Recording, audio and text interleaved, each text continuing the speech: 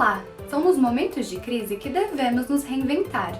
Apesar da frase ser considerada comum e até clichê, ela se encaixa perfeitamente no momento em que estamos vivendo atualmente.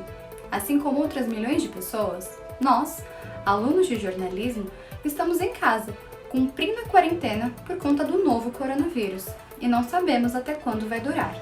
Porém, como outros universitários, também estamos fazendo atividades acadêmicas em casa. De nossa parte, desde o início do primeiro semestre de 2020, produzimos matérias para que fossem exibidas no nosso telejornal, que seria feito no estúdio com todos os recursos possíveis. Assim, para que pudéssemos manter a nossa proposta, resolvemos fazer um telejornal com um pouco material que havíamos gravado até então e acrescentamos informações atualizadas sobre a pandemia provocada pelo Covid-19, que mudou a nossa vida e a de todos no mundo inteiro. Então, fique conosco! O MAC Notícias está começando!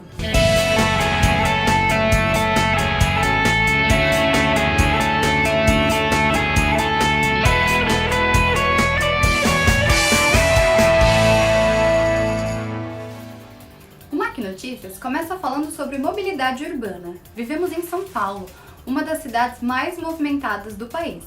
Antes da pandemia do novo coronavírus, milhões de pessoas circulavam diariamente pelas ruas da cidade, utilizando em grande parte o transporte público. Ônibus, metrôs e trens são os principais meios de locomoção dessa cidade. Quem nos conta um pouco mais sobre esse assunto é a repórter Mariana Carvalho. Uma pesquisa feita em parceria com o Ibope e a Rede Nossa São Paulo, em setembro de 2018, revelou que o tempo médio de deslocamento dos paulistanos é de 2 horas e 43 minutos por dia, no trajeto casa-trabalho e sempre utilizando o transporte público. Beatriz Pereira faz parte dessa estatística. Ela gasta, em média, 2 horas e 30 minutos no transporte coletivo para ir à faculdade, ao trabalho e retornar para casa. Eu saio de casa às 6 horas, às vezes estou atrasado, saio às 6h30, mas hoje é um dia legal, estamos saindo assim 6h17. O ônibus demora mais ou menos 25 minutos daqui até o metrô, eu pego o metrô Carrão. Então, do metrô Carrão até a República dá mais uns 30 minutos, 35, então eu levo mais ou menos 1h10 para chegar na faculdade. O ônibus utilizado por Beatriz leva em torno de 30 minutos até a estação Carrão do metrô. Ela conta que geralmente os ônibus estão cheios, mas em dias que consegue um lugar para sentar, aproveita para adiantar alguns afazeres. A gente acabou de descobrir que a linha vermelha está com a velocidade reduzida, então isso significa que a gente vai chegar atrasado na faculdade. Todos os nossos planos de chegar às 7h30 estão quebrados, não vai dar. A gente vai chegar o quê? Umas 7h45, 7h50 e vai ser isso. Para atender a demanda de São Paulo, mudanças significativas ocorreram, como, por exemplo, a alteração da velocidade dos trens, que passou de 50 para 80 km por hora, e aproximadamente 30 linhas de ônibus da capital que ganharam novos pontos de parada e alterações no itinerário. Segundo a SP-Trans, essas mudanças fazem parte da rotina da empresa, que visa manter o sistema atualizado para atender os usuários. Porém, outras modificações ainda são necessárias para melhorar a mobilidade urbana da cidade. Para Celso Minozzi, professor de Arquitetura e Urbanismo do Mackenzie, não seria necessário expandir a malha de transportes da cidade de São Paulo. Na verdade, o melhor seria reorganizar e conectar o que já existe.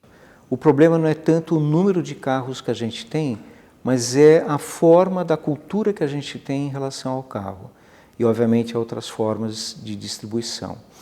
Então, assim, a gente pode comparar, nós somos aptos, nós temos praticamente tudo que os outros têm. A cidade de São Paulo tem 12,2 milhões de habitantes. Dentre eles, aproximadamente 8 milhões de pessoas utilizam o transporte público diariamente, sendo o metrô o preferido dos paulistanos pelo 5º ano consecutivo, segundo pesquisa do jornal Folha de São Paulo. Nós vimos na reportagem da Mariana Carvalho o deslocamento na cidade de uma estudante universitária pelo transporte público.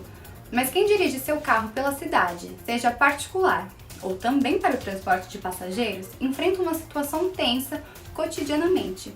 O repórter Lucas Assunção conversou com um motorista de aplicativo que enfrenta essa rotina todos os dias.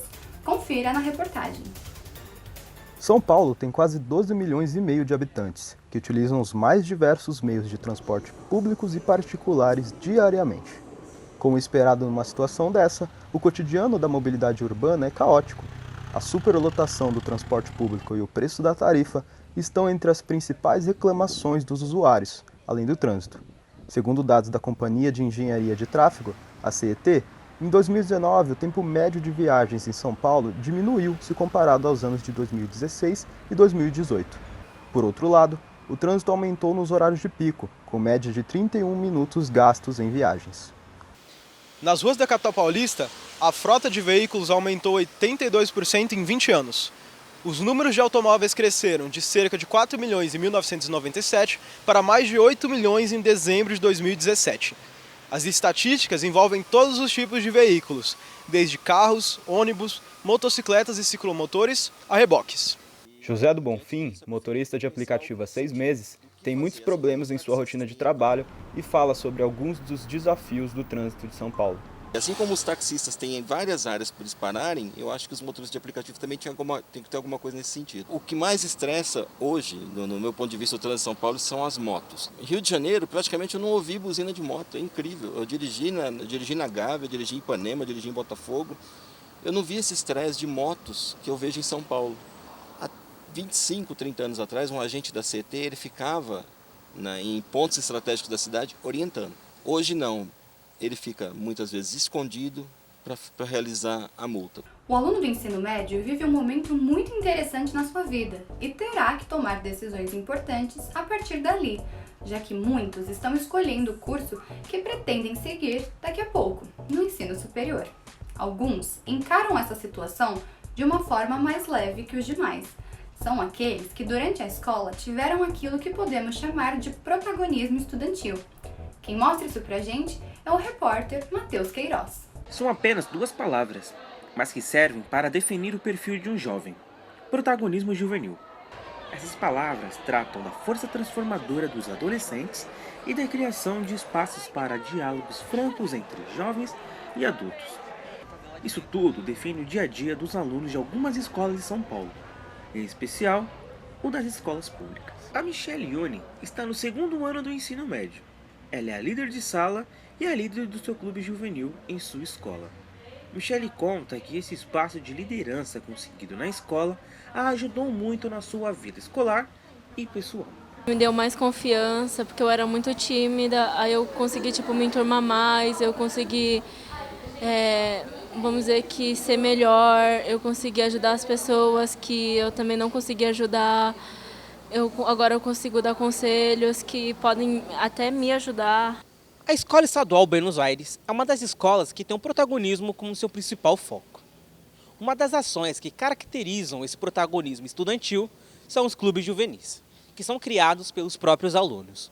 O clube juvenil serve para que os alunos se tornem mais responsáveis e que saiam da escola com espírito de liderança. A escola adotou um sistema digital com QR Code para que os alunos se inscrevam nos clubes.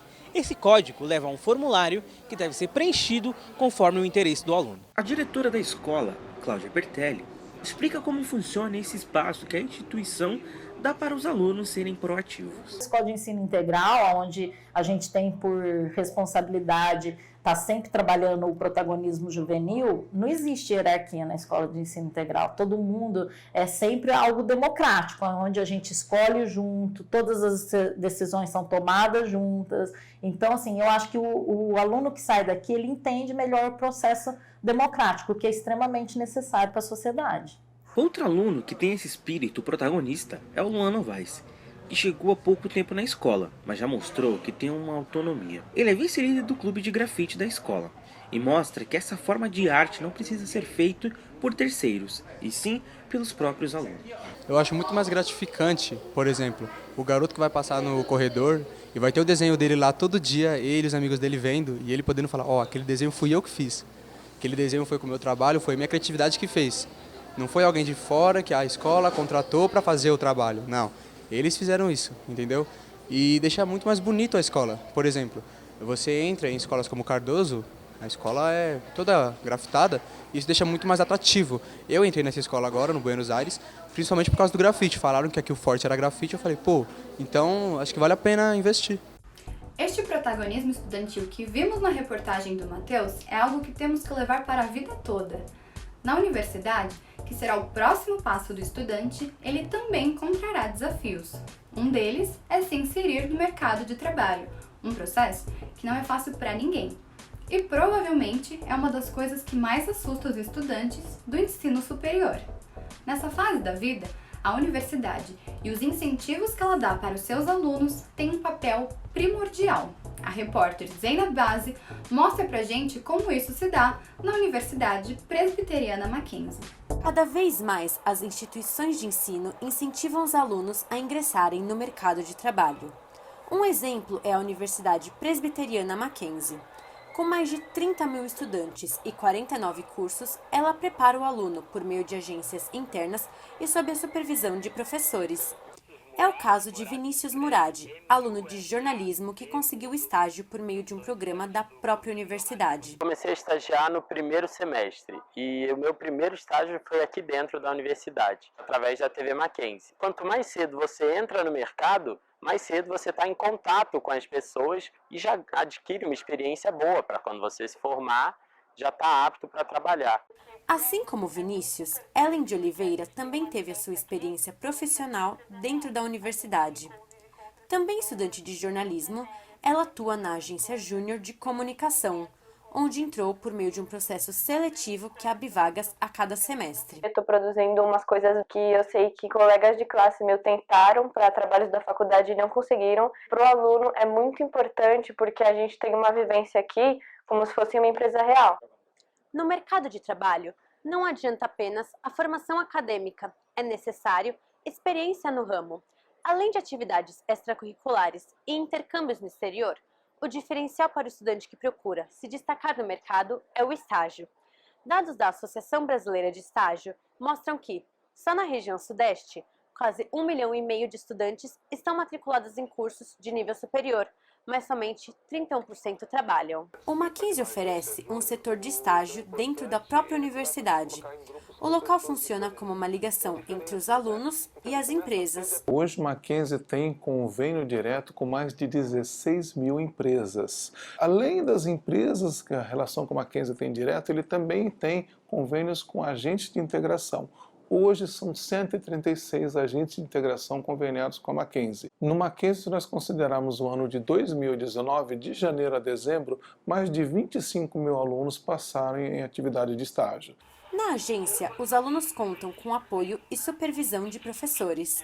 Para Marlon Muraro, coordenador da agência de comunicação, a agência funciona para o aluno como um laboratório. A agência Júnior, na verdade, ela funciona como um grande laboratório. Então, os alunos têm a oportunidade de vivenciar numa agência júnior o que eles vão encontrar no mercado assim que eles se formam ou quando começam a fazer um estágio remunerado. Eu acho um grande laboratório para quem quer seguir carreira em agências. Muitas empresas preferem alunos que já tenham tido essa experiência. Fora as habilidades e a capacidade que acho que a sala de aula entrega para esse estudante, o mercado hoje pede muito, exige muito que esse estudante tenha uma capacidade de interrelacionamento pessoal. O que significa isso? Capacidade de trabalhar em equipe. Bruna Nogueira, estudante de engenharia, também saiu da empresa júnior do curso. Atualmente, ela estagia na Ambev. Então, eu recomendo para qualquer pessoa que tenha oportunidade de entrar numa empresa júnior ou numa, liga acadêmica, que realmente todo mundo que participou da empresa júnior está super bem empregado, então é bem bacana. Ainda falando sobre a área estudantil, além de toda a preocupação com seu futuro profissional, muitos estudantes também têm apresentado problemas relacionados ao estresse e à ansiedade, o que afeta diretamente seu desempenho acadêmico. A reportagem é de Pedro Carrijo. O caminho para o sucesso acadêmico pode acabar colocando em risco a saúde e o bem-estar dos estudantes universitários. O estresse é o principal fator que pode gerar problemas maiores, como a ansiedade e a depressão. Glória Barduco é estudante de Direito na Universidade Presbiteriana Mackenzie. Ela conta que já sofreu muito por conta desse estresse acadêmico, que acaba também afetando sua vida pessoal. Na faculdade, eu acredito que a ansiedade ela tem uma influência muito forte, porque ela influencia tanto na vida acadêmica quanto na pessoal, e uma influencia na outra. Principalmente em épocas de provas, a ansiedade fica bem mais forte pela sensação de não saber o que vai vir. Embora a gente tenha certeza do que vai cair, da matéria que vai cair, a gente nunca sabe o que especificamente vai ser perguntado. Então dá aquela ansiedade, aquele medo de sensação de incapacidade. Segundo o novo relatório de Programa de Avaliação Internacional dos Estudantes, os alunos brasileiros estão entre os que ficam mais estressados durante os estudos. 56% dos entrevistados relataram o problema. Nossos jovens também ocupam o ranking de segundo lugar dos ansiosos para as provas. O bombardeamento de tarefas, de opções, faz com que a gente esteja vivendo hoje já pensando daqui a pouco o que eu tenho que fazer. Então, eu estou no primeiro semestre da faculdade, eu já tenho que estar pensando que no segundo semestre eu tenho que ter um estágio. Ficar ansioso com uma situação de prova é natural. Que você vai apresentar um trabalho é natural.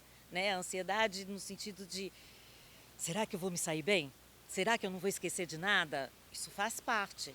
Agora, ter um quadro generalizado, chegar ao ponto de ter uma síndrome do pânico, que é quando a ansiedade chega ao seu ápice, aí já é uma outra questão.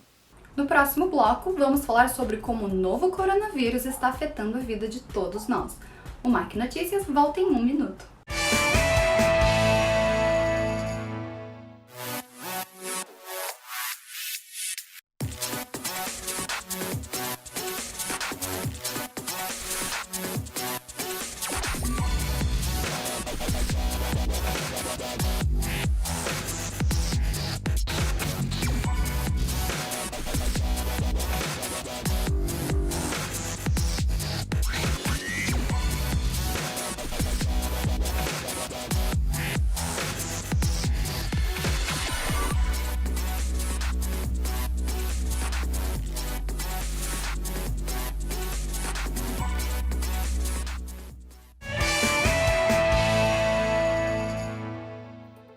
Notícias está de volta e começa falando sobre morar em São Paulo.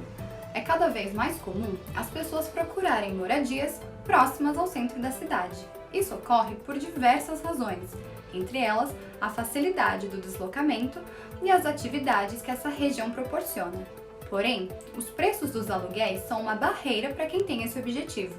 Um exemplo é o bairro de Higienópolis, que ainda é um dos mais caros da cidade. Mas, ali pertinho, tem uma região mais barata e que tem ganhado destaque com o processo de revitalização do centro. O repórter Edward Pepe nos conta que lugar é esse e quem são os seus moradores. No final do ano passado, uma reportagem da Veja São Paulo viralizou após mostrar a vida dos Faria Limers, que são nada mais nada menos que pessoas que trabalham na região da Avenida Faria Lima, centro financeiro da cidade de São Paulo. Mas também não é só essa parte da capital paulista que chama a atenção pela originalidade. Se no passado o centro era visto como um lugar inseguro e sujo, hoje a situação por lá está bem diferente. Em meio ao centro paulistano, num reduto de samambaias, chão de taco, gatos e um ambiente desconstruído, estão Santa Cecílias, moradores do bairro de Santa Cecília, que vivem entre o requinte do bairro vizinho de Higienópolis e o ar vintage do centro. Ivani é produtora de TV e fotógrafa. Ela vive nos arredores do metrô Santa Cecília há 1 ano e meio. Dá para curtir o centro, tem muita coisa aqui. Eu tô apaixonada, ainda tenho muito o que conhecer. Eu vou com facilidade para qualquer lugar. E eu curto muito o centro de São Paulo. E Santa Cecília tem um ar um pouco de bairro e é muito rico. Tem muita cultura, tem muita coisa acontecendo o tempo todo, mas aqui o centro ele é muito rico. Eu me sinto privilegiada, eu adoro. Tem muita coisa ainda para eu conhecer e é bom estar perto de tudo. Santa Cecília já foi vista por muito tempo como a prima pobre de Higienópolis, mas isso mudou. Nos arredores desses dois bairros estão algumas das principais universidades da cidade de São Paulo. E Santa Cecília, por ser considerado um bairro mais barato para se viver, acaba servindo como um reduto de muitos estudantes e outras pessoas que querem morar na parte do centro sem pagar muito.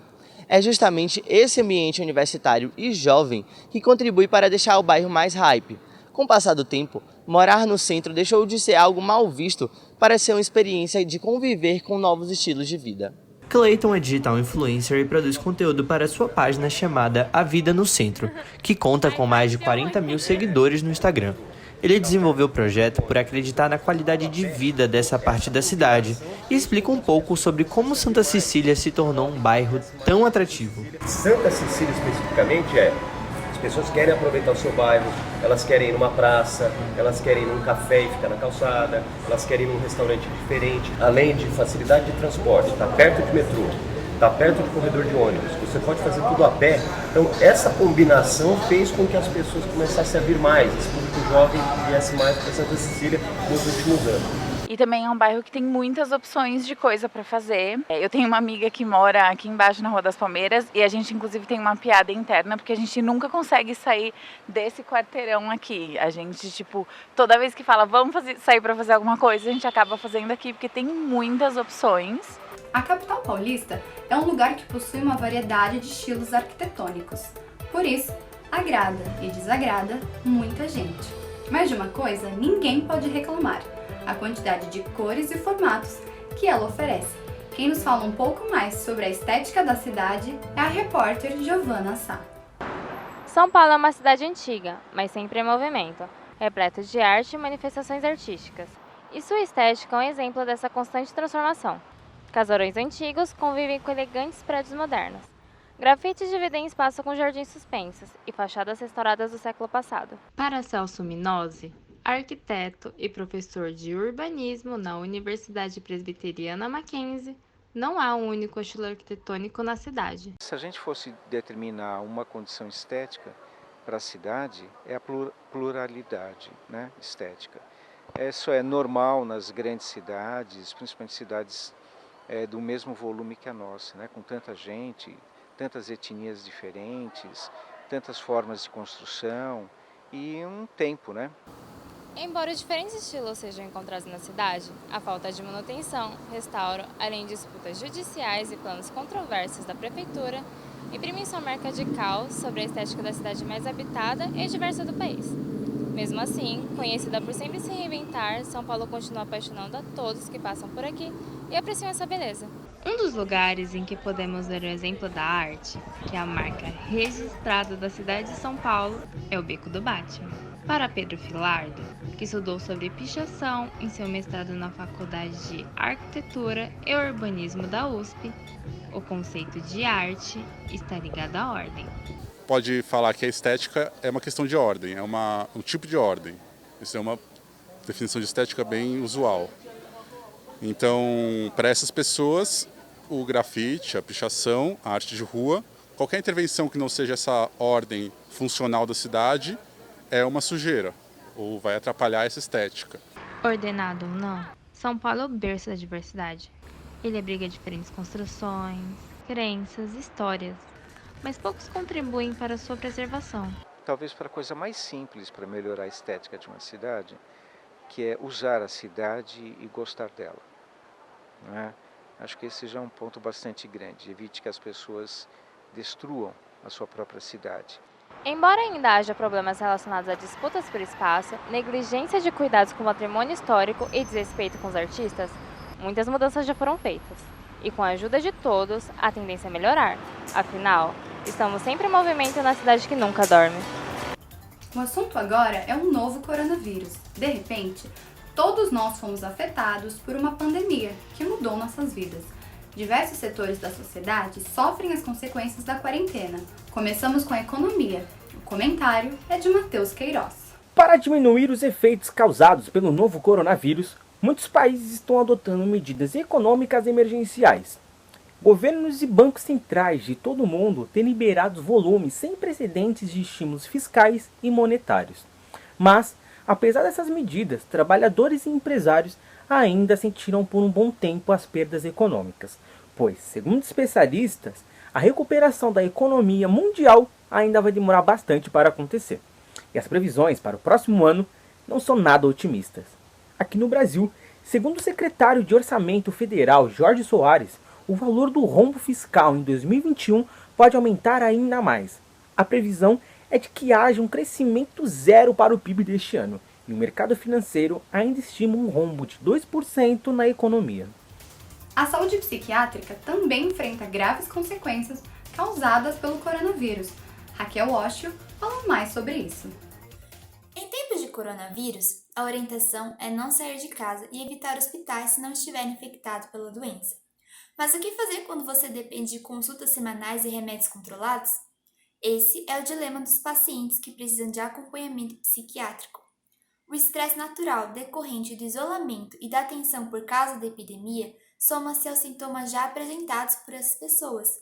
Os profissionais de saúde de hospitais psiquiátricos esperam um agravamento e um aumento de casos de doença mental. Se você é acompanhado por um psiquiatra e toma remédios controlados, não deixe de contatá-lo e buscar suas receitas médicas. E lembre-se, isolamento não precisa significar solidão. O setor cultural também precisou se adaptar a essa nova realidade. Quem fala sobre a cultura no coronavírus é Maria Amaro. Um dos setores afetados pelo novo coronavírus é o da cultura. O adiamento de estreias de filmes, de shows e festivais de músicas e o fechamento de museus são alguns exemplos do impacto dessa crise. A influência na economia era de se esperar. O prejuízo estimado de eventos musicais foi de cerca de 440 milhões de reais. Internacionalmente, quanto ao cinema, o prejuízo é de cerca de 5 bilhões de dólares.